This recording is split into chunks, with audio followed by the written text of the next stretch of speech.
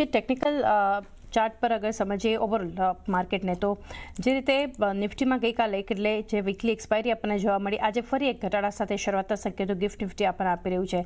Bank નિફ્ટીમાં ફરી out performance આપણને જોવા મળ્યું છે આઈસીઆઈસીઆઈ બેંક અને એસબીઆઈના એક સપોર્ટથી. કઈ રીતે જોઈ રહ્યા છો બજારને અને બંને ઇન્ડેક્સ માટે કયા લેવલ્સથી સ્ટ્રેટેજી ધ્યાનમાં રાખીએ નિશ્ચિત? Good morning. સો માર્કેટની વાત કરીએ તો ડેફિનેટલી આપણને કાલના દિવસમાં એક્સપાયરીના લીધે કરેક્શન જોવા મળ્યું હતું, એક સેલ ઓફ જોવા મળ્યું હતું હાયર લેવલથી 26,500 જે ઇમ્પોર્ટન્ટ રેઝિસ્ટન્સ છે ત્યાંથી જ આપણને વીકનેસ જોવા મળી અને કન્ટિન્યુઅસ આપણને સેલિંગ જોવા મળી. આજે ડેફિનેટલી માર્કેટમાં લોઅર એન્ડ પર માર્કેટ ઓપનિંગ થવાની છે. તો ઇમ્પોર્ટન્ટ સપોર્ટની વાત કરીએ નિફ્ટીમાં તો 26,050 એક ઇમ્પોર્ટન્ટ લેવલ છે જે 20 ડે મૂવિંગ એવરેજના લેવલ્સ પણ છે. તો ડેફિનેટલી 26,050 જ્યાં સુધી નિફ્ટી હોલ્ડ કરે છે ત્યાં સુધી medium term to long term માટે બાય ડિપ્સની સ્ટ્રેટેજી સાથે નિફ્ટીમાં ખરીદારી કરીને ચાલવી જોઈએ. આવવાના દિવસોમાં આપણને 26,200 અભાવ એક સારું અપસાઇડ હજી પણ આપણને જોવા મળી શકે છે. તો બ્રોડ રેન્જમાં નિફ્ટીની વાત કરીએ તો 26,050 થી લઈને 26,300 ની રેન્જ નિફ્ટીમાં બનીને આવી રહી છે.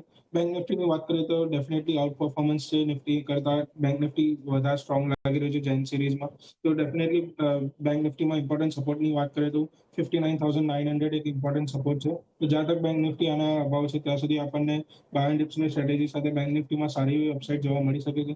બેંક નિફ્ટીની બ્રોડ રેન્જની વાત કરીએ તો 59,900 થી લઈને 60,500 ની એક રેન્જ છે.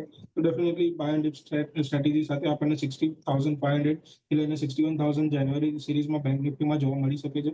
ઓવરઓલ સ્મોલ કેપ મિડ કેપ્સની પણ વાત કરીએ તો Nifty 50, bank Nifty, mid cap index, Nifty 500 બધા ઇન્ડેક્સ ઓલ ટાઈમ હાઈના આસપાસ ટ્રેડ કરી રહ્યું છે.